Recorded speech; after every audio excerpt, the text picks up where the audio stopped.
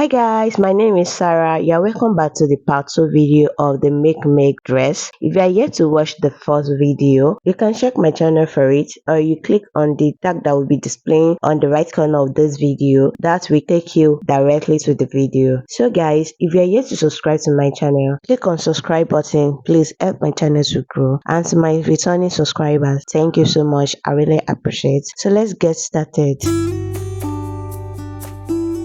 So guys, these are the fabric being cut out with the help of the pattern paper we drafted in the last video. So we're going to start with the cup. So we put together the lining and the fabric. We sew the edge, this edge that is facing us. So I'll go ahead to sew it. There's it, I've sewed it. So I turn it to the right side just like so. After turning it to the right side, so for the down part of the cup and the upper part of the cup, you're going to be sewing it like you put your machine in a gather level, like the last level in stitches level, so that if you sew it on gathers. And remember guys, your fabric has to be on the right side, like you turn it to the right side before you sew it. I'm done sewing guys. So the next thing now is to start drawing the down part of the rope. Just draw it carefully so that the thread will not cut and you will not start afresh. So when you are done drawing the rope, just dress it, then take the pattern cup, the pattern paper, so measure the upper part of the cup, and here I have 8.5 inches. So I'll go ahead now to measure to check if I get the actual measurement, and if you don't get, readjust the cup again until you get it. Alright guys, the upper part of the cup is accurate with the pattern paper.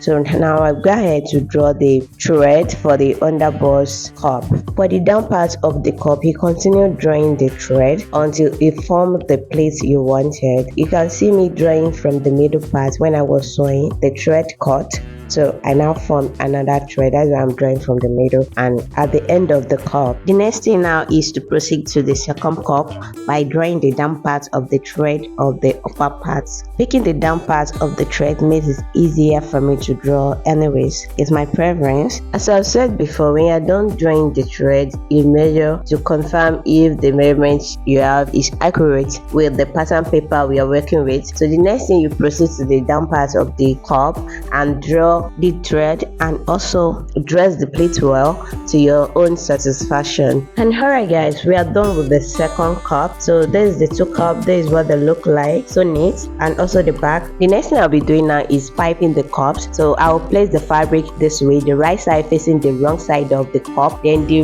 wrong side of the piping will be facing up just like so. So I'll go ahead to my machine to sew it, and this is what we are having. As you can see, the wrong side of the piping is facing up, so you'll be able to turn it in. Now I'm double folding it in just like so. You can decide to fold it once, but I want the rope to be tiny, that's why I double folded it. Alright guys, I'm done piping the two cups. Let's proceed to the top part. Now I'll be marking my nipple to nipple measurement 3.5 inches. So I'll mark it from the waistline up to the underbust. So by this side I'll mark 1/2 inch, then I'll go in by 1/2 inch too, then join the line together by drawing a slant line. I'll flip the fabric to the other side to mark my nipple to nipple measurement, that is 3.5 inches from the waistline, and I will mark it to underbust, then join the dots together just like so, then mark 1/2 inch on the both sides, and I'll draw a slant line to connect it together so it will be clearer on the lining. So I just marked 3.5 inches like I've said earlier, then mark 1/2 inch on the both sides.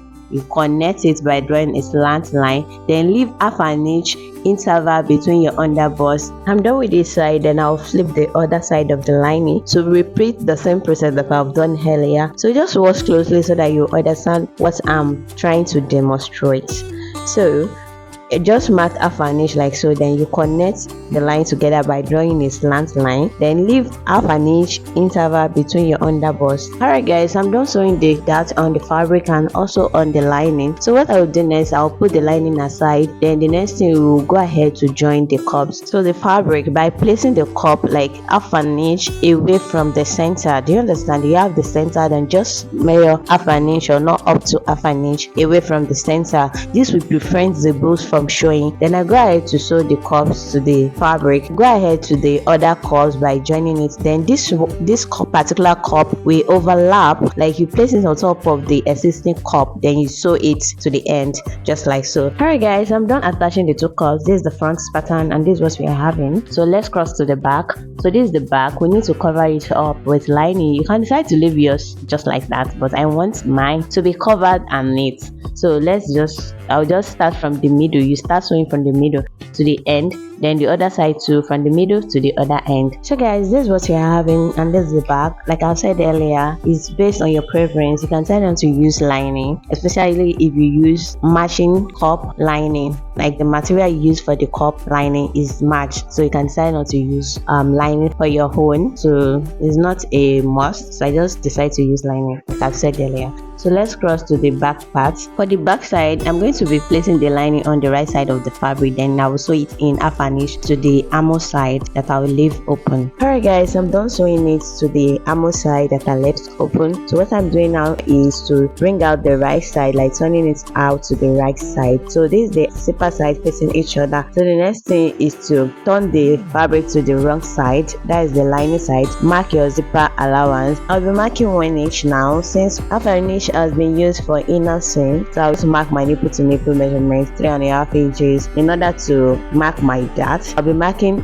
half an inch for my dart. So once I mark, I will draw a slant line to the upper part of the fabric, just like so. Then I will repeat the same thing on the other part of the fabric. First of all, mark your zipper allowance, then you mark your nipple to nipple measurement. So I'm using 3.5 inches. I marked it. So the next thing is to fold it. You can even iron it in order to create a line for you. I just mark half an inch like so. Then the next thing is to mark it to the upper part of the fabric, like a slant line like that. So I've sewed the darts.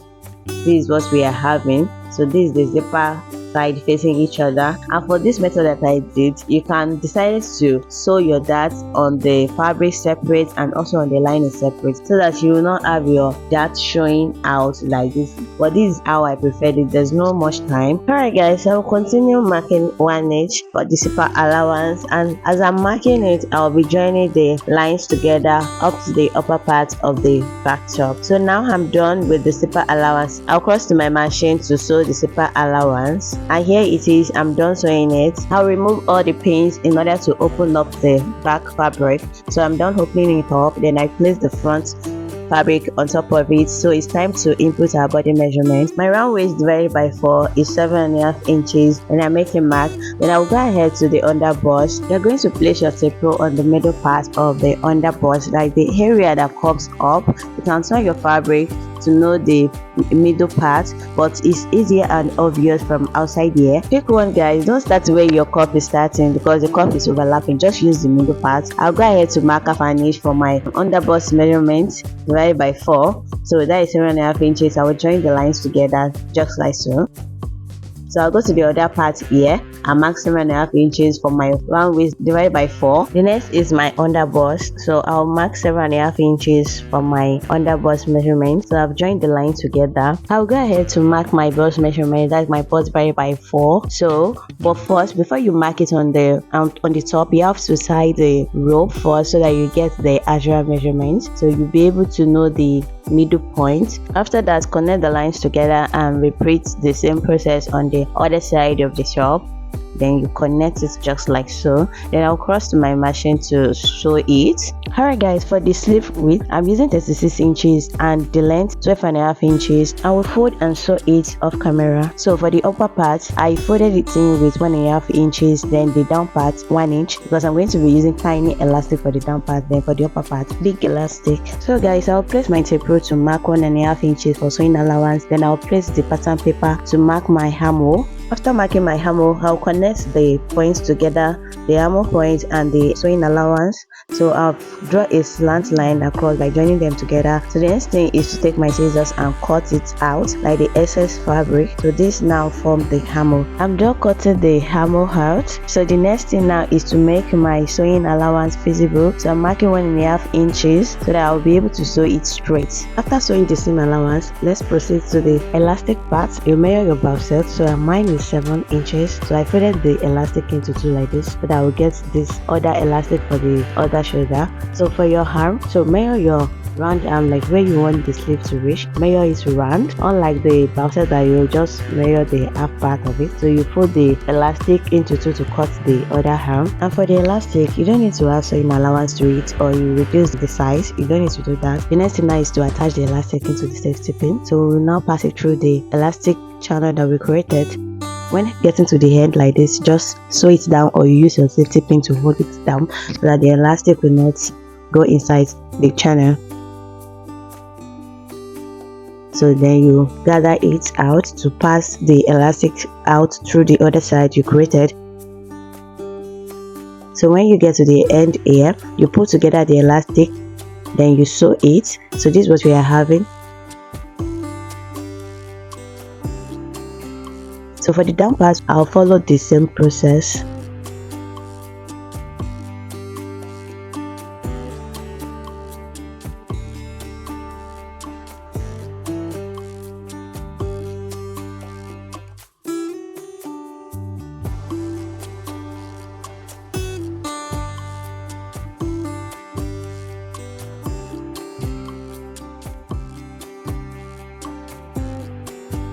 Alright guys, I'm done inserting elastic bands into the two sleeves.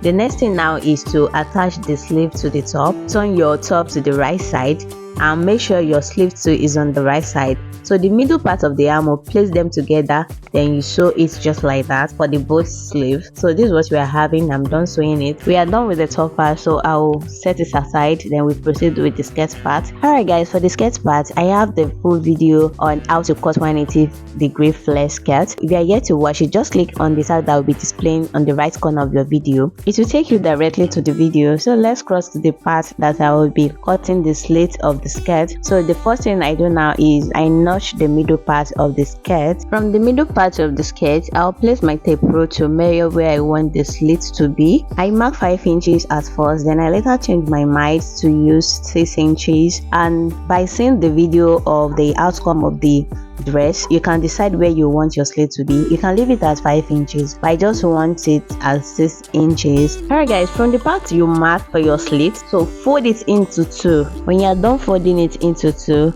make sure you arrange the skirt well, then you proceed to cut it out. Alright guys, I'm done cutting it out. Now we are having 2 pieces. To join the slitted area together, I'll be marking my sewing allowance of 1 inch. You can decide to use half an inch, so I'll mark it to the area that I want the sewing part to stop.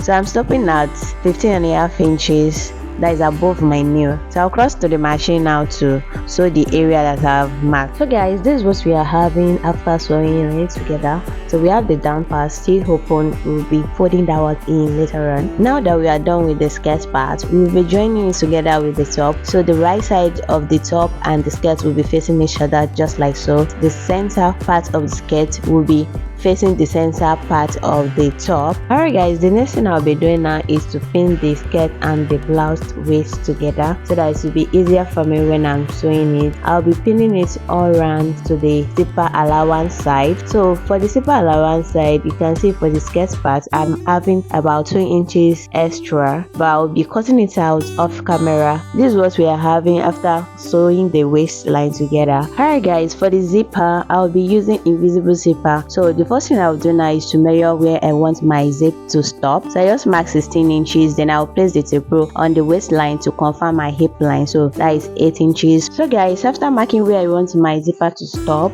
I'll go ahead to mark 1 inch for my seam allowance. I'll start right from my hip line, then I will mark it down to the skirt length. So guys, after joining all the lines together now, I'll proceed by pinning the clothes together so that it will be easier for me to sew when I cross to my machine. Then after pinning, I'll be sewing the seam allowance off camera. For the zipper allowance, I've gone ahead to fold it and press it down with my iron so that you have this kind of line. Having this kind of line when you are fixing your zipper will enable you to know where to place your zipper while fixing it. And I have a full video on how to fix your zipper perfectly. You can click on the tag that will be showing on the right corner of this video, or you go to my channel and check for the video. Alright guys, we're done with the dress. This is the back side. side and this is the front side. So this is the outcome, and for the down part, the slit side, I'll be turning it in with my hemming gum and iron, and also the down part. This is the end of the video. Thank you.